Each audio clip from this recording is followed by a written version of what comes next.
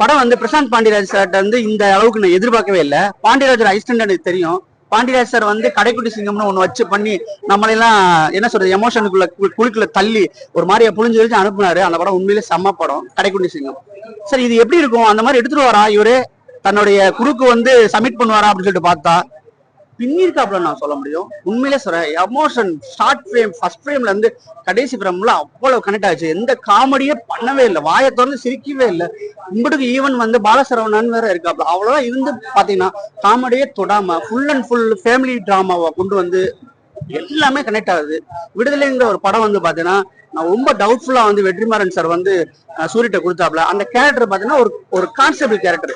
அந்த constable character வந்து அதுவே வந்து அவருக்கு டவுட்ஃபுல்லா எப்படி பண்ண போறாரோன்ற ஒரு இதுல இருந்தப்ப அந்த கேரக்டர் மட்டும் அப்படி எடுத்து கரெக்டா பண்ணா போதும் படம் தப்பிச்சுக்குன்னு சொல்லிட்டு அந்த கேரக்டர் மட்டும் பண்ணாரு. விஜய் சேதுபதி சப்போர்ட் அப்படிலாம் வந்து அந்த படம் ஓடிச்சு.